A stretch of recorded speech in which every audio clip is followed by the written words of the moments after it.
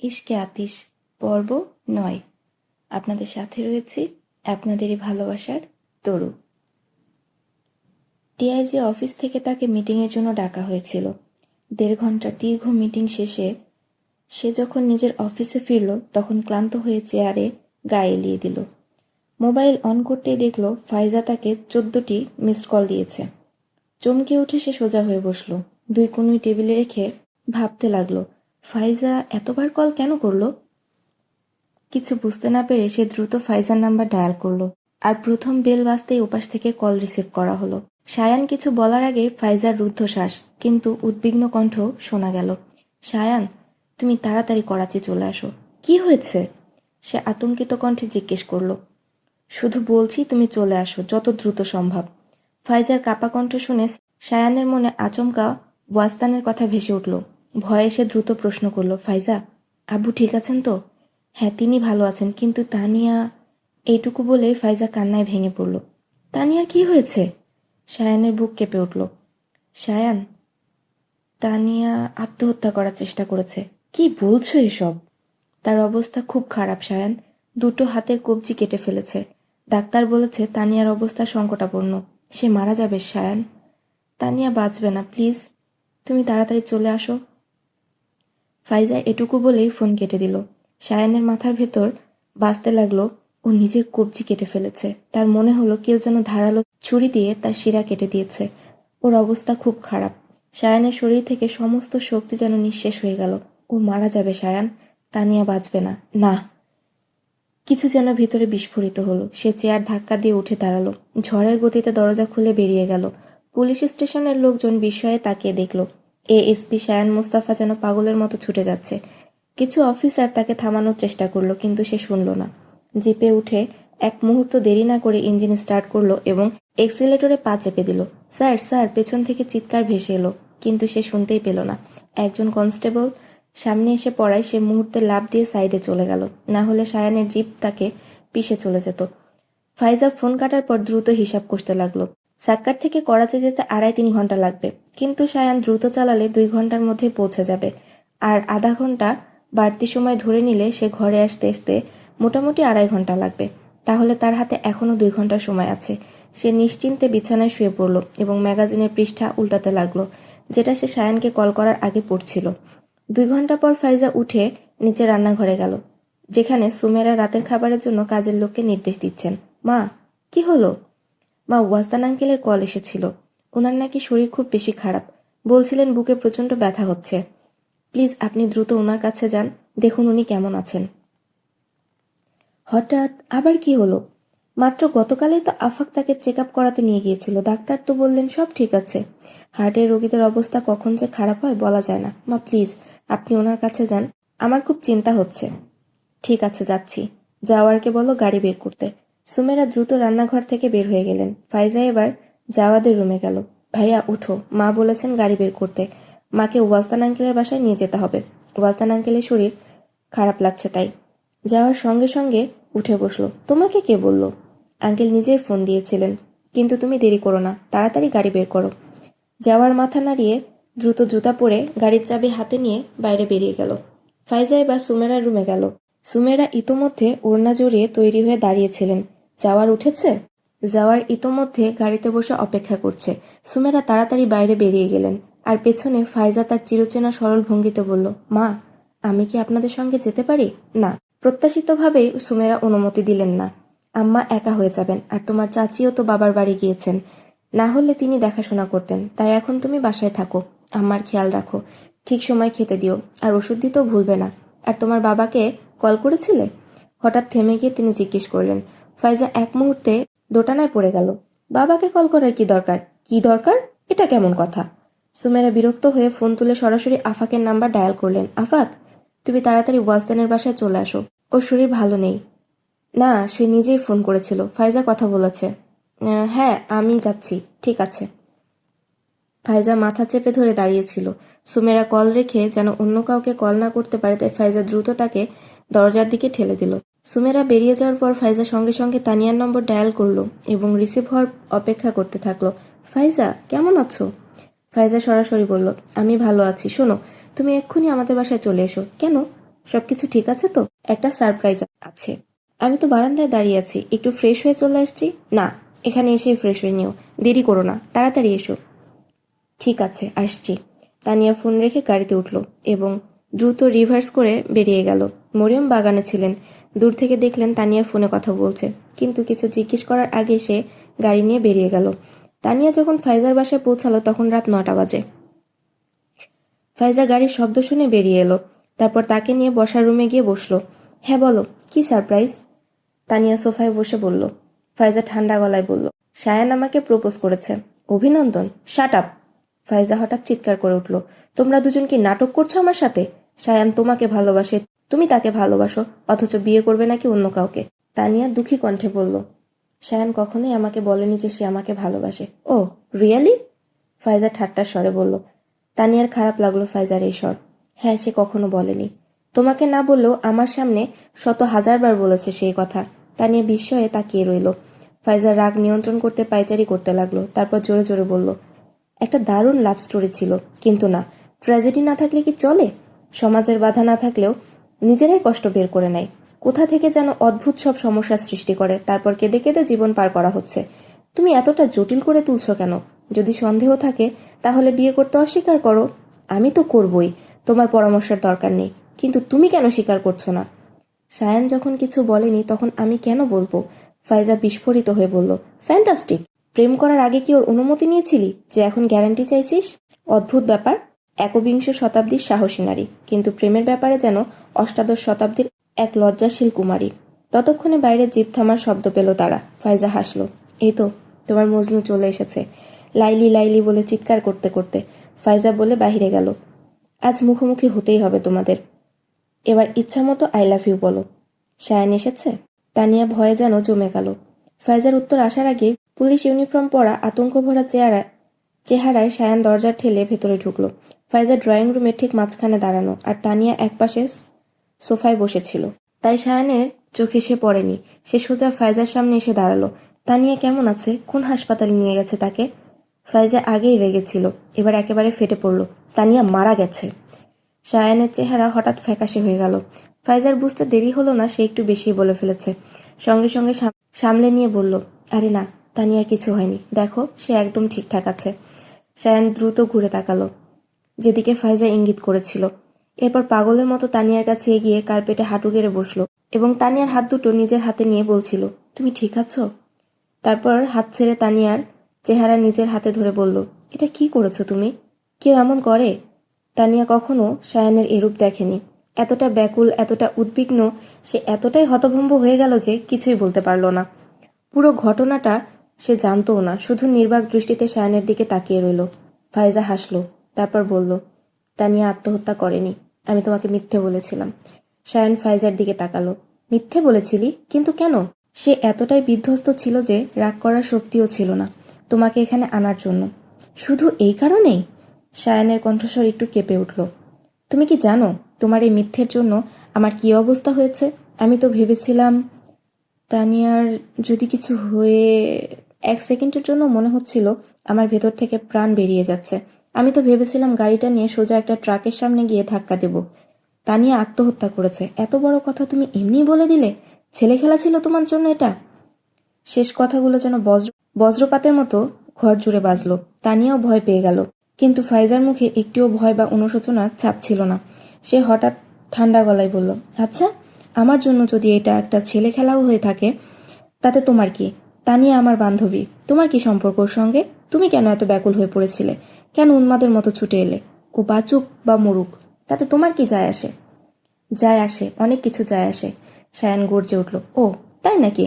ফাইজা এবার কোনো ব্যঙ্গাত্মক ভঙ্গি নয়, বরং স্থির কণ্ঠে প্রশ্ন করল, তাহলে এটাও বলো, কেন আসে যায়? সায়ানের স্নায়ু টানটান হয়ে উঠল। সে এক দৃষ্টিতে তাকিয়ে রইল ফাইজার দিকে, কিন্তু ফাইজার ঠোঁটে হাসি আরও গাঢ় হয়ে উঠল। আমি জানি তুমি কখনো বলবে না। সায়ান এক মুহূর্ত চুপ করে রইল, তারপর দৃষ্টি এড়িয়ে ধীর পায়ে সরে গেল সামনে থেকে। ফাইজা এবার স্পষ্টতই উপহাসের সুরে বলল, আমি ভাবতাম কেবল কাপুরুষরা ভালোবাসে, এখন তো দেখি ভালোবাসলেই মানুষ কাপুরুষ হয়ে যায়। সে ইচ্ছে করে উস্কে দিচ্ছিল তাকে, আর তার কৌশলও কাজে লাগলো। সায়ান এক নিঃশ্বাসে বলল, যেন তার কণ্ঠে আগুন জ্বলছে, আমি কাপুরুষ নই। ও তাই? তাহলে তুমি সাহসী? ফাইজা তবুও ব্যাঙের হাসি ছড়িয়ে বলল, সায়ানকে বাচ্চাদের মতো উস্কে দিতে। তাহলে বলে দেখাও যে তুমি তানিয়াকে ভালোবাসো। চলো, তোমার সাহসিকতা দেখাও, আর বলো, এখনই বলো। তানিয়া হতভম্ব হয়ে চেয়ে রইল, যেন এই নাটকের দর্শক সে। ফাইজার কথায় তার দৃষ্টি সায়ানের দিকে গিয়েই আটকে গেল। সায়ান এক ঝটকায় ঘুরে দাঁড়ালো, তারপর গভীর ও জ্বলন্ত চোখে তাকিয়ে বলল, আমি তানিয়াকে ভালোবাসি, এত ভালোবাসি যে ওর জন্য শতবার মরতেও রাজি। তানিয়া চোখ বন্ধ করে নিঃশ্বাস ছেড়ে দিল। আজ সে বুঝল, কখনো কখনো কিছু শব্দই জীবন হয়ে ওঠে। কিন্তু পরের মুহূর্তে সেই শব্দগুলো তার প্রাণ কেড়ে নিল। কিন্তু আমি তানিয়াকে বিয়ে করতে পারবো না। ফাইজা জিজ্ঞেস করল, কেন? কারণ সে নুরুল হুদা ফারুকের মেয়ে? তানিয়া বিস্মিত হয়ে ফাইজার দিকে তাকালো। সায়ান মাথা নাড়ল, না না, কারণ সে আজহার ফারুকের নাতনি। ফাইজা হতাশার সঙ্গে সায়ানের দিকে তাকালো। যদি এই ব্যাপারটা এতই গুরুত্বপূর্ণ হয় তাহলে প্রেমে পড়ার আগেই বংশ পরিচয়টা জেনে নিতে পারতে। ফাইজা তারপর তানিয়ার দিকে ফিরল। শুনলে তো, এটাই তার দূরত্ব বজায় রাখার কারণ। আমি জানি তুমি কোথায় হারিয়ে যাচ্ছ। আমি বলছি, তুমি কি মালিহা ফারুককে চেনো? আজহার ফারুকের একমাত্র মেয়ে, তোমার বাবার কাজিন। কিন্তু ওর আরেকটা পরিচয় আছে, সে ছিল সায়ানের মা। ফাইজা বলেই চলল, তুমি জানো কি জানো না আমি জানি না, কিন্তু মালিহা ফারুকী আর তার স্বামী অর্থাৎ ওয়াস্তান আঙ্কেলের লাভ ম্যারেজ ছিল। আজহার ফারুকী এই সম্পর্ক মেনে নেননি। অনেক চেষ্টা করেও রাজি করানো যায়নি তাকে। তাই তোমার ফুপু বাড়ি ছেড়ে চলে গিয়েছিলেন। তারপর গল্প শেষ। সায়ান মাথা নাড়িয়ে বলল, না ফাইজা, গল্প সেখান থেকে শুরু হয়েছিল। আমার মায়ের দুঃখময় জীবনের গল্প। তার গলা ভারী হয়ে এলো।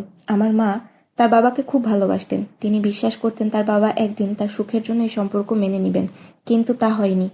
তার অহংকার আমার মাকে ভেঙে চুরমার করে দিয়েছিল। কিন্তু নানাজান কখনো নমনীয় হননি। মা সহ্য করতে পারেনি। জানো, যখন মাত্র 20 বছর, 20 বছর বয়সে আমার মা মারা গিয়েছেন। তানিয়া জানতো এই কাহিনী, কিন্তু সায়ানের কণ্ঠের বেদনা যেন তার হৃদয় চূর্ণ করে দিল। সে মাথা নিচু করল। সায়ান ফিসফিস করে বলল, এর জন্য কে দায়ী? আমি আমার মাকে হারালাম কিসের জন্য? কার দোষে? আর আব্বু? তার গলা কাঁপছিল, চোখ তীব্র যন্ত্রণায় জ্বলছিল। আব্বুকে দেখে কখনো আমার মৃত মানুষ বই জীবন্ত মানুষ মনে হয়নি। পাওয়া আর হারানোর মধ্যে আসল বিষয়বস্তু এই নয় যে কি পেয়েছি, বরং যা হারিয়েছি তার ব্যথাই সবচেয়ে গভীরভাবে অনুভূত হয়। আমি তোমাকে কষ্ট দিতে পারবো না তানিয়া। আমার মা একটা সম্পর্ককে পেয়ে আরেকটা সম্পর্ক হারিয়েছিলেন, কিন্তু হারানোর সেই যন্ত্রণা সারা জীবন তাকে ছেড়ে যায়নি। আর তুমি, তুমি সায়ান মুস্তাফাকে পেতে গিয়ে কতগুলো সম্পর্ক হারাবে। হারানোর পর কি সত্যিই বেঁচে থাকতে পারবে? তানিয়ার চোখ থেকে অজস্র অশ্রু ঝরতে লাগলো। সায়ান বুঝে গেল তার কথার উত্তর সে পেয়ে গেছে। ফাইজাও কষ্ট পেল তানিয়ার চোখের অশ্রু দেখে। ব্যাস সায়ান, তানিয়াকে কিছুই হারাতে হবে না। সবাই বলে নুরুল হুদা ফারুকী খুব দয়ালু মানুষ, একটা ছায়ার মতো যার নিচে সবাই আশ্রয় পায়। তিনি এতটাই যত্নশীল যে একজন তৃতীয় ব্যক্তির জন্য নিজের সর্বস্ব বিলিয়ে দিতে পারেন। তিনি কখনোই তার মেয়ের সঙ্গে অন্যায় হতে দেবেন না। সায়ান দীর্ঘশ্বাস ফেলল। আমি জানি, তবে তিনি আজহার ফারুকীর সামনে দুর্বল। আর তার এই নরম মনই তাকে কখনো নানাজানের বিরুদ্ধে যেতে দেবেন না। আর নানাজান, তিনি আমাকে কোনোদিনও গ্রহণ করবেন না। ফাইজা চ্যালেঞ্জ ছুড়ে দিল, তোমাকে প্রত্যাখ্যান করলে কাকে প্রত্যাখ্যান করা হবে? নিজের মেয়েকেই তো। সায়ানের ঠোঁটে বিষাদমাখা হাসি ফুটল। তিনি তো অনেক আগেই নিজের মেয়েকে প্রত্যাখ্যান করেছেন। ফাইজার মুখে কোনো উত্তর এলো না। তানিয়া নিঃশব্দে কার্পেটের দিকে তাকিয়ে সব শুনছিল। আজ যেন এই সব শুধু শোনার জন্যই সে এখানে এসেছে। সে একবারও কথা বলার চেষ্টা করেনি, কিন্তু সায়ানের পরের কথাগুলো তাকে চুপ থাকতে দিল না। সায়ান বলল, তোমার দাদাজান শুধু একগুঁয়ে আর কঠোর নন, তিনি জেদি আর অহংকারীও বটে। আমার আম্মু আব্বুকে বিয়ে করে তার অহংকার ভেঙে দিয়েছিলেন। তাই নানাজান এটা কখনো ভুলবেন না যে আমাকে গ্রহণ করা মানে তার হার স্বীকার করা। তিনি যখন ওয়াজদান মুস্তফার কাছে হার মানেননি, আমার কাছে কেন মানবেন? যে মানুষ নিজের মেয়ের মৃত্যুর পরও নরম হননি, তিনি তানিয়ার সামনে কিভাবে নরম হবেন? তানিয়ার চোখ বিস্ময়ে বড় হয়ে গেল। সে কাঁপা কণ্ঠে বলল, তার অহংকার তো অনেক আগেই ভেঙে গেছে সায়ান। আমি নিজের চোখে দেখেছি। তিনি আন্টিকে মনে করে কাঁদেন। হয়তো দাদাজান একসময় নিজের জেদের উপর অটল ছিলেন, কিন্তু আন্টিও তো একরক্ষা ছিলেন। তাহলে দোষ কার? হয়তো তিনি রেগে গিয়ে আন্টিকে ত্যাগ করেছিলেন, কিন্তু একজন বাবার কি তার সন্তানের উপর রাগ করার অধিকার নেই? তবে রাগ কি সারা জীবন থাকে? একদিন না একদিন তিনি ঠিকই রাজি হয়ে যেতেন। আচ্ছা, হয়তো আন্টির জীবন সময় দিল না, কিন্তু আঙ্কেলের তো উচিত ছিল দাদাজানের কাছে যাওয়া। আন্টি তো তার একমাত্র মেয়ে ছিলেন। দাদাজান যখন শুনতেন আন্টি আর বেঁচে নেই, তখন তার রাগ এমনিতেই কমে যেত। তোমাকে আর আঙ্কেলকে ঠিকই আপন করে নিতেন। সায়ান নিঃশব্দে শুনছিল। তারপর ধীরে ধীরে বলল, নিজের এই ভুল ধারণা ভেঙে ফেলো তানিয়া। তোমার দাদাজান আমার মায়ের জানাজায় উপস্থিত ছিলেন। তানিয়ার মুখে বিস্ময় খেলে গেল। কি? সায়ান গম্ভীর কণ্ঠে বললেন, তুমি এটা কখনো ভাববে না যে তিনি তার জেদ ছেড়ে দিয়েছেন। আমি জানি না তার চোখের অশ্রু কোন অনুভূতি থেকে ঝরে, কিন্তু যদি সত্যিই তিনি নরম হতেন তাহলে অন্তত আমাকে তো গ্রহণ করতেন। কিন্তু গত 27 বছরে তিনি একবারও আমাকে দেখতে আসেননি। এখন বলো তুমি কি বলবে? তানিয়া নিঃশব্দে ফিসফিস করে বলল, আই অ্যাম শকড। সায়ান আবার তার সামনে বসে পড়ল, তার হাত দুটো শক্ত করে ধরে বলল, তানিয়া, আমি তোমাকে নিজের থেকেও বেশি ভালোবাসি। তবুও আমার মধ্যে সাহস আছে তোমাকে হারানোর, কিন্তু তুমি হারিয়ে গেলে আমি সেটা সহ্য করতে পারবো না। তানিয়া তার নাম নিয়ে কিছু বলতে চাইল, কিন্তু গলা আটকে গেল। সে নিজের ঠোঁট কামড়ে নিল, নিজেকে সামলানোর চেষ্টা করলো। তার কষ্ট দেখে সায়ান মৃদু ফিসফিস করল, আই অ্যাম সরি। তানিয়ার চোখ থেকে অশ্রু গড়িয়ে পড়তে লাগলো। সায়ান তার মুখ দুহাত দিয়ে ধরে তার চোখের পানি মুছে দিল, কিন্তু তানিয়া সায়ানের হাত চেপে ধরে আরো জোরে কেঁদে উঠল। সে ফুপিয়ে ফুপিয়ে কাঁদতে কাঁদতে সায়ানের কাঁধে মাথা রেখে দিল। সায়ান স্থির হয়ে গেল। যে মানুষকে আপনি কখনো কষ্ট দিতে চাননি, যদি সে আপনার হাতে কষ্ট পেয়ে আপনাকে আঁকড়ে ধরে কাঁদে, তখন কি করবেন? ফাইজা একপাশে দাঁড়িয়ে বিষণ্ণ হয়ে সব দেখছিল। ঠিক তখন দরজার পাশে কয়েকটি ছায়া নড়ে উঠল।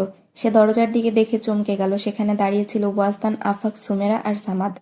তারা হতবাক হয়ে দেখছিল কিভাবে তানিয়া সায়ানকে জড়িয়ে ধরে কাঁদছে। ফাইজা ফিসফিস করে বলল, বাবা। সায়ান ঘুরে তাকালো। তানিয়াও চোখের অশ্রু মুছে তাকালো। তারপর সে দ্রুত উঠে বাইরে গেল। সায়ানও উঠে সেখান থেকে চলে গেল। সুমেরা তখনও হতভম্ব। এখানে কি হচ্ছে? ফাইজা চোখ বন্ধ করে গভীর শ্বাস নিল। তারপর শান্তভাবে বলল, আপনারা বসুন, আমি সব বলছি। তানিয়ার এভাবে বাড়ি থেকে চলে যাওয়া মরিয়মকে বিস্মিত করেছিল। তিনি ভেতরে এসে আজহার ফারুকের ঘরে চলে গেলেন। বিরল ব্যাপার বাবাজান, একটু আগে তানিয়া অফিস থেকে এসেছিল। গাড়ি থেকে নেমে কয়েক সেকেন্ড ফোনে কথা বলল, তারপর হঠাৎ করে আবার গাড়িতে করে চলে গেল। কোনো জরুরি কাজে গিয়েছে হয়তো। আজহার ফারুকি বই বন্ধ করে চশমার ফাঁক দিয়ে তাকালেন। কিন্তু জানিয়ে গেলে কি এমন ক্ষতি হয়ে যেত বাবাজান? এখন তো আমার শুধু দুশ্চিন্তাই হচ্ছে। মরিয়মের কথায় আজহার ফারুকি হালকা হেসে বললেন, দুশ্চিন্তা করো না। ঠিক আছে, আমি তাকে ফোন করে দেখি। এই বলেই তিনি উঠে গেলেন এবং রুমের টেলিফোন সেট থেকে নম্বর ডায়াল করলেন। ফোন তো বন্ধ, এসে যাবে কিছুক্ষণে, অযথা দুশ্চিন্তা করছো কেন? আজহার ফারুকি শান্ত কণ্ঠে বললেন। নিরুপায় হয়ে মরিয়ম চুপচাপ বসে পড়ল। কিন্তু যখন 1 ঘন্টা কেটে গেল তখন তিনি আর উদ্বেগ লুকিয়ে রাখতে পারলেন না। এর মধ্যে তিনি কয়েকবার তানিয়ার মোবাইলেও কল করার চেষ্টা করেছিলেন, কিন্তু সংযোগ স্থাপন করা যায়নি। অবশেষে তিনি নুরুল হুদাকে ফোন করলেন। অযথা দুশ্চিন্তা করছো, নুরুল হুদা নিশ্চিত কণ্ঠে বললেন। সে এখন বাচ্চা মেয়ে নয়। যেখানে গিয়েছে নিজের ইচ্ছাতেই গিয়েছে, কিন্তু তার মোবাইল বন্ধ কেন? শোনো, আমি বাসায় আসছি। তুমি এখন শান্ত হয়ে বসো, চিন্তা করো না। কিছুক্ষণের মধ্যেই তিনি বাড়ি পৌঁছে গেলেন। এখনো কেউ রাতের খাবারও খায়নি। নুরুল হুদা জামা বদলে খাবার টেবিলে বসে পড়লেন। খাওয়া দাওয়া শেষ করার পর তিনি ছেলেদের ঘুমাতে পাঠিয়ে দিলেন, কারণ সকালে তাদের কলেজ ছিল। লিভিং রুমে 3জন বসে তানিয়ার ফেরার অপেক্ষা করছিলেন। 11:30টার পর আজহার ফারুকেও বেশ উদ্বিগ্ন হয়ে উঠলেন।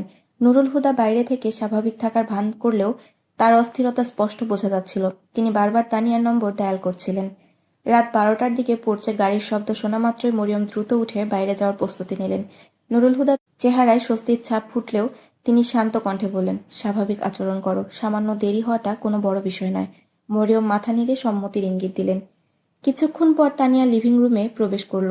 তার বিধ্বস্ত চেহারা দেখে নুরুল হুদা ও আজহার ফারুকি দুজনে চিন্তিত হয়ে উঠলেন এবং সঙ্গে সঙ্গেই উঠে দাঁড়ালেন। তাদের চোখের উদ্বেগ টের পেয়ে তানিয়া ঘড়ির দিকে তাকালো। এরপর লজ্জায় মাথা নিচু করে নরম কণ্ঠে বলল, সরি, আমার দেরি হয়ে গেছে। তা ঠিক আছে, কিন্তু ফোন তো অন রাখা উচিত ছিল। ফোন অফ তো ছিল না, বলে সে দ্রুত মোবাইল বের করে চেক করলো। ওহ, ব্যাটারি ডেড হয়ে গেছে। মরিয়ম কাছে এসে হাত বুলিয়ে বললেন, যাও ঘুমিয়ে পড়ো, তোমার এখন বিশ্রামের দরকার।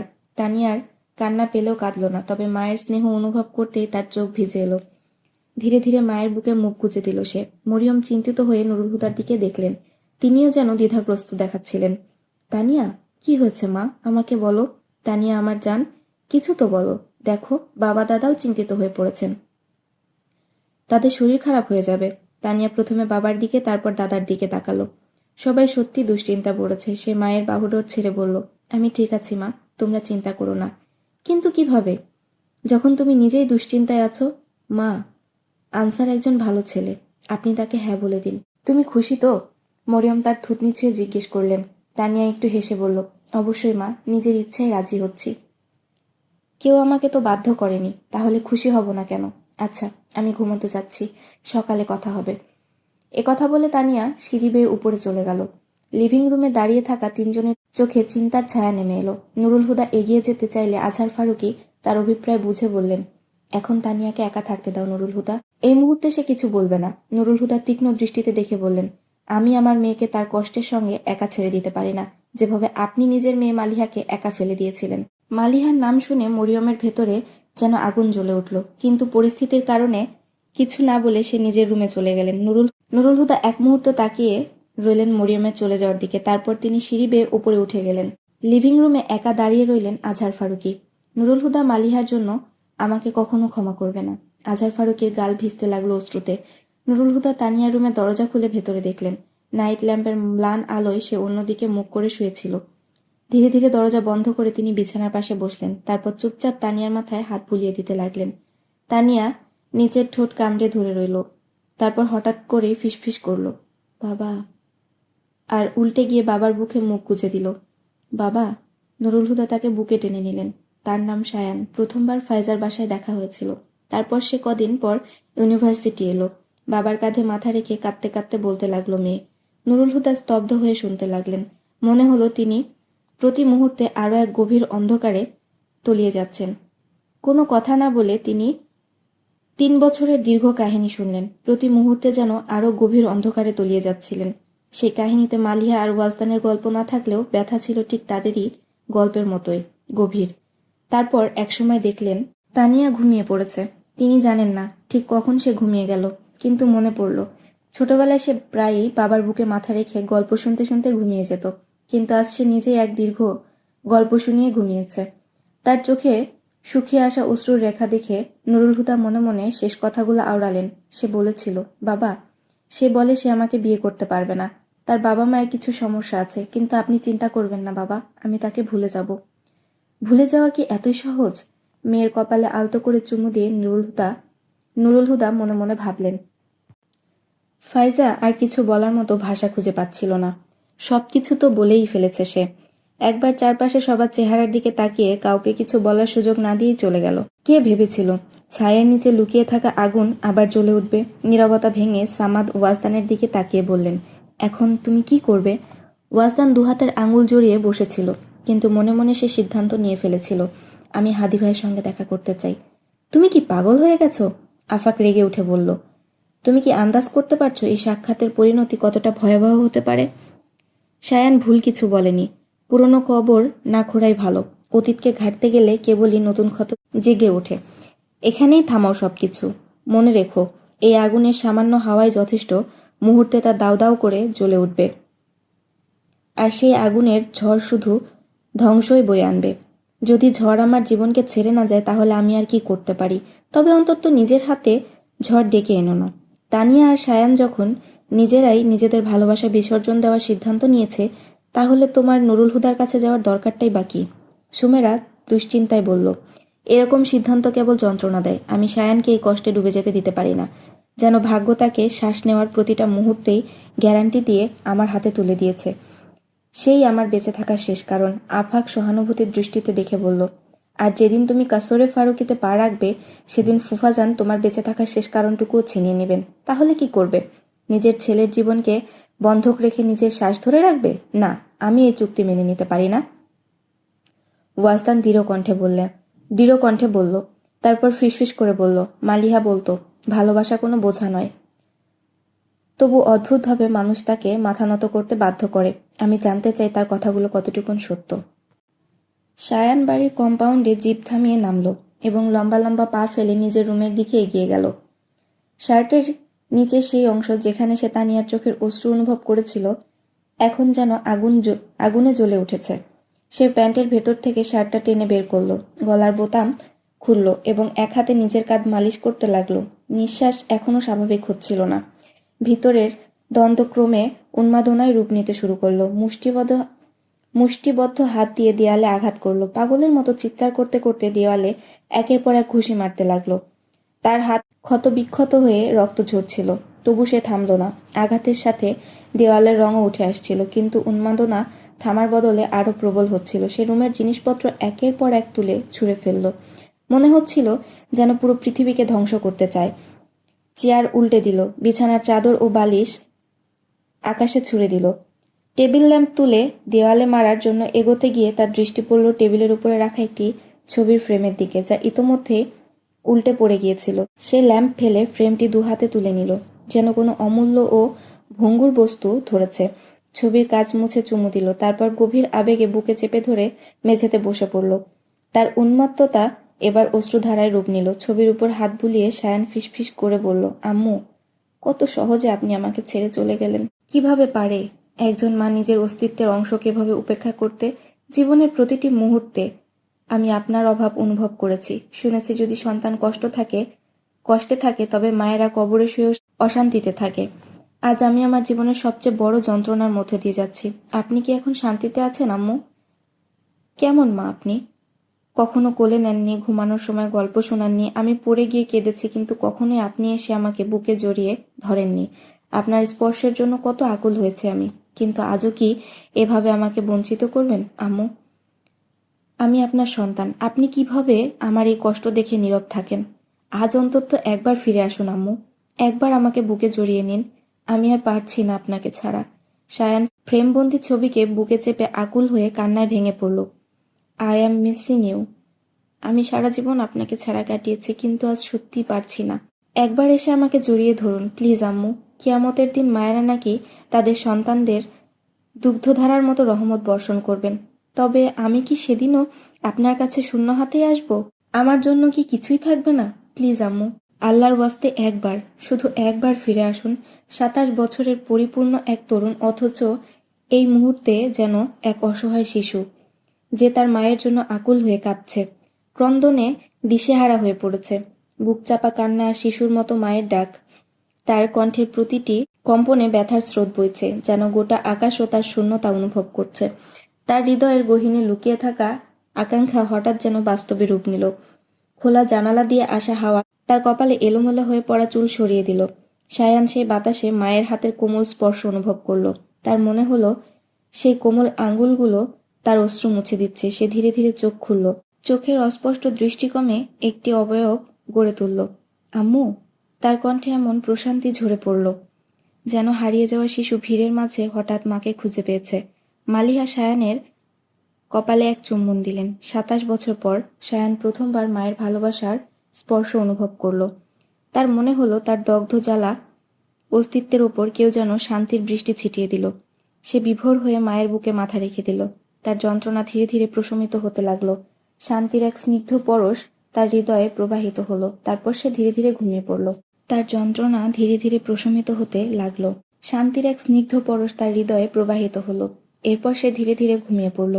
বাড়ি পৌঁছে ওয়াসদান সোজা সায়ানের রুমে এলেন। রুমের চারদিকে ছড়িয়ে থাকা বিশৃঙ্খলার দিকে দৃষ্টি দিয়ে তিনি এগিয়ে গেলেন। সায়ান কার্পেটের উপর এলোমেলোভাবে শুয়ে গভীর নিদ্রায় আচ্ছন্ন ছিল, আর তার ডান গালের নিচে মালিহার ছবি চাপা পড়া ছিল। তার দুহাতের পৃষ্ঠে জমাট বাঁধা রক্ত দেখে ওয়াসদানের কপালে গভীর ভাঁজ পড়ল। মায়ের মতোই হয়েছে। সায়ানের আবেগ উন্মাদনা সম্পর্কে ওয়াসদান বরাবরই এই বাক্য উচ্চারণ করতেন। তিনি উঠে নিজের রুমে চলে গেলেন। আলমারি খুলে ফার্স্ট এইড বক্স বের করলেন। তারপর রান্নাঘরে গিয়ে একটি স্টিলের পাত্রে কিছুটা পানি গরম করে আবার সায়ানের কাছে ফিরে এলেন। হালকা গরম পানিতে ডেটল মিশিয়ে তুলো ভিজিয়ে তিনি সায়ানের হাতে জমে থাকা রক্ত মুছতে লাগলেন। এরপর ফার্স্ট এইড বক্স থেকে মলম বের করে তার ক্ষতস্থানে আলতো হাতে লাগালেন। এরপর দুহাতে ব্যান্ডেজ পেঁচিয়ে দিলেন। এই কাজ শেষ করে তিনি উঠে দাঁড়ালেন। ঘরের এক পাশে রাখা একটি বালিশ হাতে নিয়ে আবার সায়ানের পাশে বসলেন। মমতার স্পর্শে তিনি সায়ানের মাথা নিজের কোলে তুলে নিয়ে নিচে রাখা মালিহার ছবিটি সাবধানে সরিয়ে সেখানে বালিশ রাখলেন। এরপর স্নেহ ভরে সায়ানের মাথা বালিশে শুইয়ে দিলেন। সেখানেই বসে সায়ানের মাথায় হাত বুলাতে লাগলেন। আজ ওয়াসদানের মনেও মালিহার স্মৃতির তীব্র ঝড়ের মতো হানা দিচ্ছিল।